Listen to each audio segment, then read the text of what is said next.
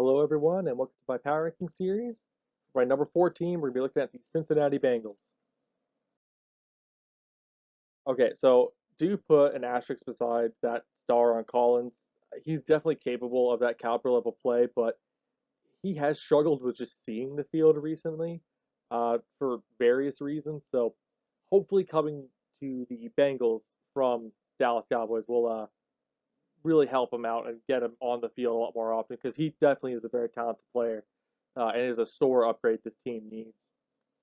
They have done pretty well getting some other players here. Jonas still playing left guard. Jackson Carman was a decent player last year. He'll play a little better than what they've had starting at left guard. Ted Cross and Alex Kappa come here from other teams, though. Again, players who have had pretty solid careers so far. Not overly high end level talent, but very good base level talent players. So I don't really expect them to really overly step out of that role. But for the Bengals, you really just need base level talent more than anything. You need a solid level of consistency on that O line for you to be just capable of winning a Super Bowl. And I think they definitely did well in using their money to fix that, especially getting Collins on the deal they got him on. I think it was a very smart idea. Dante Smith is still here as a backup tackle. He can play guard or tackle. He's a nice athlete. It's kind of a question of what you're gonna get. He's still developing. I don't know if he's a long-term option at this point, especially with getting Collins here on a short-term deal for a couple years. I'll be keeping an eye on Collins. That one's a question. Joe Burrow definitely deserved the star here. He's played pretty well. Uh, very good in the pocket, especially just deciphering where to at least get the ball. I mean, we saw the production early when Chase got there, and even the production for the other receivers in Boyd and T. Higgins was also fairly good. So I mean, I'm very content with Joe Burrow's play. I think he's definitely earned that star rating. We'll see if he can keep it going into this year. The Bengals have a lot of expectations. This team, if injuries get them early, I think this team could crumble. But in certain spots, they've done really well to get depth, and we'll get to that later. So it might not hurt them as much as I'm starting to talk about right now, but we'll get to that. The O line is the one that I'm mostly worried about the injuries about. Okay, so here's where the depth is still a little shy, but we'll talk about the least important position here right now. It's really just a lateral move here at tight end. Although Uzomah did get kind of hot at the end of last season, he's a fan favorite, so I imagine he'll play pretty well for the Saints. But I feel like it's mostly a lateral move here. Hurst does fit the scheme well. He could do decently well here. I would not be surprised if he does do well as a former first round pick. My issue really is that the depth at wide receiver isn't really overly inspiring. I think an injury, major injuries that their starting wide receivers could derail this team, especially the guys like Higgins or Chase, who I don't really see a good replacement on the outside for. I think a lot of the replacements that the Bengals do have are mostly guys I think that work better within the slot. So any injuries to either of those two is really where you start to see issues. But that's not saying these players aren't great. I mean, Higgins and Boyd are a lethal duo on their own. They pair up really well. Higgins being that one-on-one stack the corner type big body type receiver. He played really well. He's developed his game here fairly well. I thought he was a bit of a sleeper when he fell to the second round. I think the Bengals made a very good selection picking him up there. And Boyd's always just been a consistently good receiver here playing the slot. That's just always been him. He's so consistent. The routes, the hands, everything. You, of course, have Ja'Marr Chase, who played exceptionally well last year. Down the stretch as well, did not seem phased at all. He was my favorite receiver coming in that draft. I had an extremely high comp and grade on him, one of the highest I've had in a good while. And him going to pair up with Burrow, who he had success with and is super familiar with, uh, clearly that helps them so much, especially early. The routes are starting to come really together for Ja'Marr Chase. We've seen the athletics, we've seen the run after catch already, the ball skills. I remember there's that weird thing about Chase dropping balls early. I didn't think that was gonna be a huge issue, but it's still great to see that Chase and Burrow still have it, and I think that's gonna be just such a fun duo to watch for so long. He's really going to give a lot of those D backs in the North, I think, a run for their money. Good thing a lot of them have started to load up at corner, though. Both the Browns and Ravens in particular have really made sure they got guys to cover them before the Bengals even started getting good. Running back, I'm not overly inspired here either. Purine's still here, but I just don't. He doesn't matter too much to me. I do like Chris Evans though. I thought he's a bit of an underrated back. I think he could do some third down back stuff here if they so wanted to. But Joe Mixon's really the prize possession here. I mean, real nice elusiveness, hard to kind of get a solid hand on, often falling forward, kind of powering through for a little extra yardage. He to me could be an every down back, and I was really surprised that they pulled him as much as they did last year. There's some important downs and distances where he was not in the game, and I thought that's ridiculous. He absolutely should be in the game right now. That's more of a question of coaching, and we'll get to my thoughts on their coaching in a little while. But I really like Joe Mixon as a player, and I think getting him to stay here while they're getting Burrow to come up, I think it's super important to keep as much talent around that young quarterback as possible. Okay, so I still don't feel overly comfortable giving Hendrickson star, but I mean you just cannot deny his last 2 years of production. He's been a very underrated run defender. He's mastered a lot of these like bull arm and long moves, and he'll combo them together. And he gets home fairly often. I mean, it even was noticeable in the Rams, who were trying to lean that way to stop him from doing that. He showed up early. I loved the trade for them for BJ Hill. They got off a horrible selection from a previous regime for a really good player, and he showed it here. And they got him back on a really nice, cheap contract. It was a fantastic move by the Bengals. And pairing him with DJ Reader as well. I mean, both these guys are individually, potentially getting close to getting that star rating. As a duo, they could very easily get a star rating from me. And I like the level of play they show early on. I think keeping them in and getting pressure from the interior against a lot of the offenses they're going to be playing against is super key to their ability to counter these type of high flying offenses.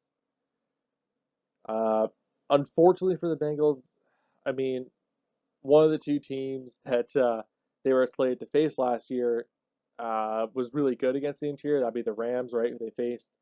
The Rams scheme, naturally is designed for the QB to get time bought for them by a lot of the line shifting and a lot of these kind of reach blocks, which does negate at least some of the quick pressure that an interior rush can give. But it was just unfortunate in that category because they did so well with all these other high flying offenses beforehand. I do want to note Shelvin and Carter here as backup role players to keep maintain level of play or play certain roles. Like especially Shelvin will come out for the nose tackle role every now and then. So do note that they're here. Now for the rest of the players, I mean Edge is deep at players. I mean you got Sam Hubbard who they gave some decent money to. Cam Sample is a guy I really liked. He can kick inside on passing downs too. Super fun, super sturdy and strong player. Showed up in the Senior Bowl very well. And Joseph Asai, very quick twitch and bendy type of edge. I think getting him as a depth piece here is super fun too. I'd love bringing him out on like these maybe overload blitzes or maybe some nickel looks as well. I think he's an underrated player. He spent a lot of the last year healing up. So I love the depth here at edge and D tackle. This is where I was talking about earlier. I was saying the depth in some parts is bad, but in other parts is really good. And this is where it's really good. Linebacker has some decent depth too, but the two guys I want to talk about the most are Logan Wilson and Jermaine Pratt. Both guys are super underrated in coverage. That they do that fairly well, and they don't really get enough credit for it. I mean, they cover a lot of players as well. In the essence of they're not just sitting, in their zone assignment or in their check assignment.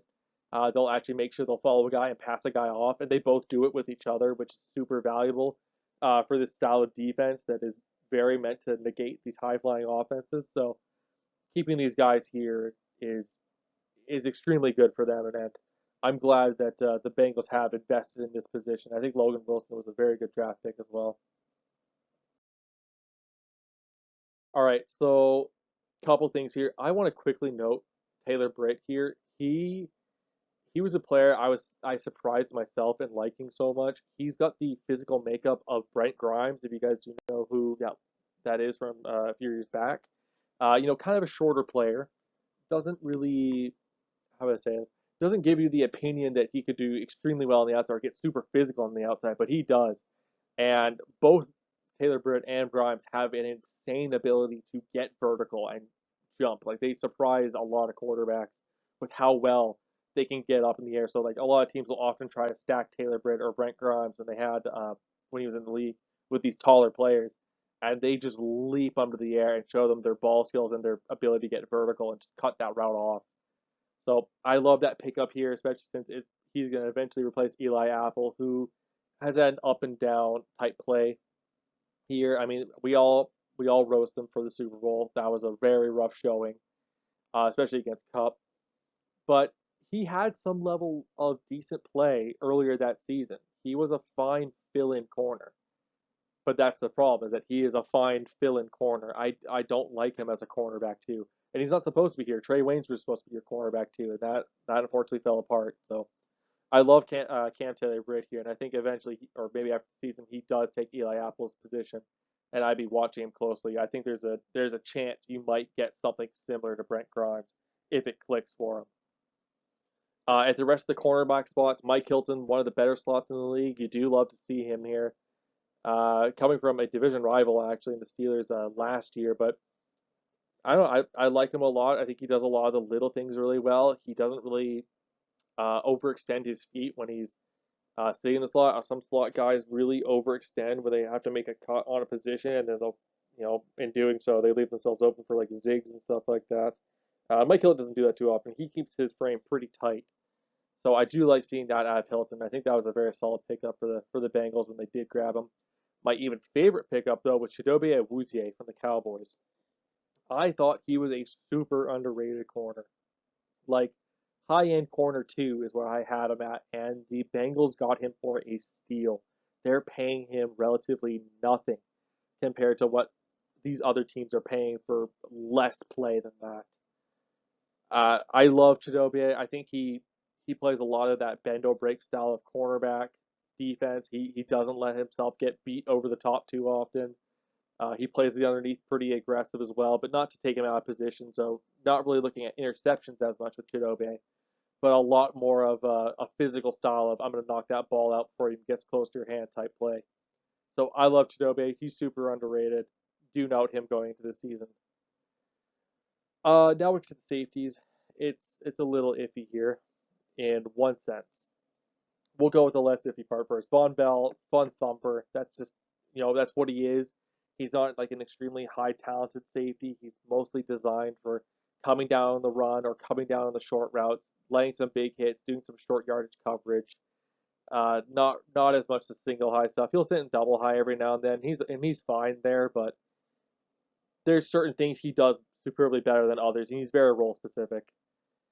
Now, for the free safety position, you have Jesse Bates, who's one of the better safeties in the league. He's an extremely nice high free safety. The issue there is he wants to get paid, and the contract they offered him was definitely not close to what he should be getting paid. I mean, we just saw Minkah get 18 and a half. I would not be surprised if a team breaks the safety mold and gives the first safety 20 with Jesse Bates. It's a huge competition. You got two very important safeties that are looking to get paid this next season in Jesse Bates and Derwin James, and both of them are pining to break that 20 million a year mold. And you could argue that they're worth it. It's going to be tough. It's going to be tough for the Bengals to see if they do it or not. And it looks like they're currently leaning to not, which means they're going to be either gaining a very important player or a lot of very good draft capital from a Jesse Bates trade, very likely fairly soon if they don't work this out. So keep an eye on that. Some team could be getting Bates here and making a stronger push, which would drastically probably change all my rankings. Bates will change a lot, but currently he is still here. Now, I do need to talk about Daxton Hill behind him because Daxton Hill is a very similar player. Super good on the hybrid, willing to come down, gets physical, can play man coverage in short areas. I wouldn't be surprised if Daxon does actually take some snaps at slot corner. I think they might give it to him. But if you get rid of Jesse Bates, I mean, you spent the first round pick on a safety I think that could reach that same height. So if the idea is we're going to sell off Jesse Bates for what we can now and let Daxon Hill take the reins, I think that could end up working for them. It's risky because, you're banking on potential of Hill rather than what you know on Jesse Bates, but I don't think it's out of the question that Daxon Hill ends up making the Bengals look very smart here. One to watch. I like him a lot. All right, tons of stuff to talk about here. Before I get to coaching, I'll talk about the special teamers. McPherson's a very special case. In the sense that he got the start so early and he played very well. Besides one game against Green Bay, all the kickers were missing that, both him and Crosby. I need one more season at least of consistency before I feel comfortable enough giving him star. But he's on his way there, so Bengals fans do note that he's on his way there. And then Kevin Hubert's just again a replacement level punter. He's done fairly well enough here that he's maintained a job, so there is that. Big thing here I want to talk about is I don't I do not really like what Zach Taylor does offensively or just in general play calling wise. I think he makes a lot of mistakes that I think a lot of other coaches would not make. I know the one that people mostly harp him on is that Pirine in the Super Bowl instead of Mixon, and they gave him the ball twice in a row. But that's the kind of play calling I see from Zach Taylor all the time. When I watch the Bengals, I am frustrated at what he offers to do. I'm like, okay, simple thing is, run halfback dive to the left, they're overloading the right, and he chooses not to. He'll go for like a deep shot, and they're all playing off or something like that. It's super frustrating to watch Zach Taylor call a game to me.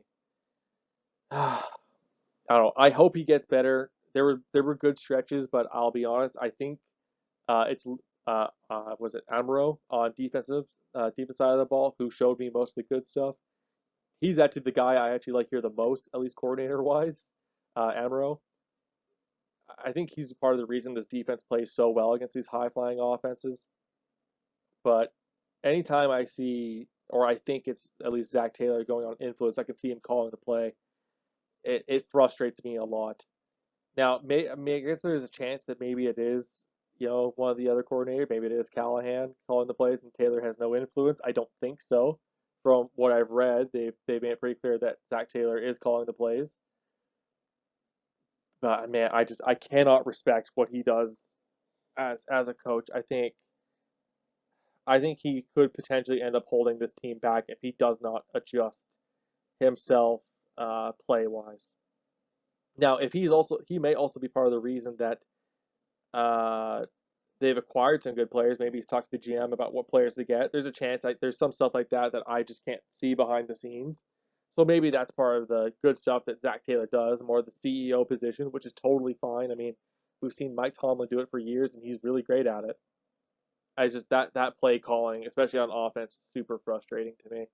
Where I think there's simple things that I think most coaches would do, and he doesn't do it, and he doesn't really seem to get as much flack for it as some of the other guys. But I guess we saw some pretty poor calling this year, like Joe Judge on the triple, was it the sneak on third down his own end zone.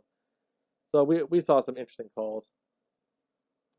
But quickly on Amaro, I think he does really well versus those high flying offenses. He does well to contain them in essence of like the brackets will show up deep. So like he'll have the safety in the corner bracket the guy, but he's bracketing them almost on the upside of the field when they break over. So when he faces, like Hardman or Hill or we saw them go against Odell, early on last year, right? If they see them coming over, there's a lot of guys that end up bracketing them even across the field because of how he's called his defense. And he's maximized the talents he's gotten really well, especially with Awuzie and BJ Hill, right? They just acquired them recently. I think with what he's done with the players he's gotten, I think it's definitely no easy feat. He's definitely got these players to play to their maximum ability, and they're playing really well. So I gotta give most of the credit to Amaro here for the coaching wise of how this team's been elevated. And basically, if his guys don't let him down, Apple in the Super Bowl, then this defense plays extremely highly.